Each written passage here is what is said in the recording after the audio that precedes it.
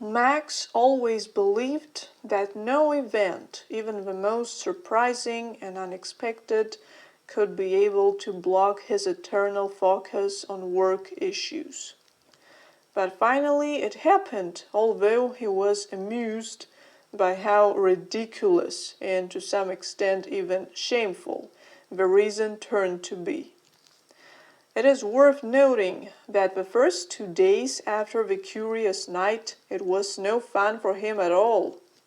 Each time when he sat at the meeting table he felt a disgusting prick in a certain place, and immediately remembered the loving guest with an unkind word, which was pronounced out loud 2 or 3 times out of surprise, vindictively hoping that he was no better at the moment. But the unpleasant 2 days soon were left behind, and all unpleasant feelings were taken away as well, that Max, instead of completely forgetting about the crazy night, began to remember it more often, going back with his thoughts to his hot lover again and again. The word hot was invariably spinning in his head during this sort of reflection. And it was quite a fair epithet. Only a person with a truly huge energy could make him inflamed to such an extent. The price of this skill turned out to be quite high, but Max transferred money with no internal discontent, realizing that such work should be worth much more than publicity available entertainment services. He was angry with himself for not asking the name of a new acquaintance.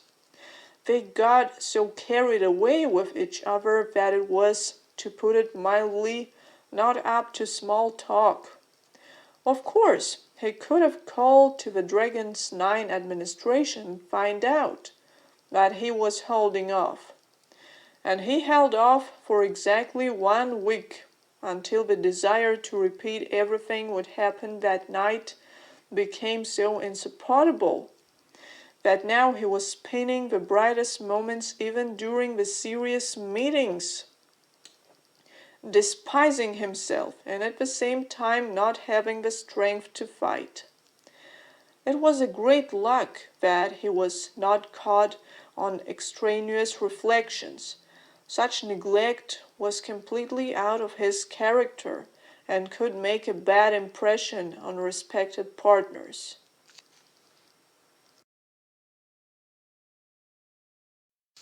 There was not even any point in being angry, although he was well aware of how pathetic it was from him to miss a stranger who was giving his life to a very dubious activity, if not to say disgusting, and probably entertaining about a dozen people like him in a week.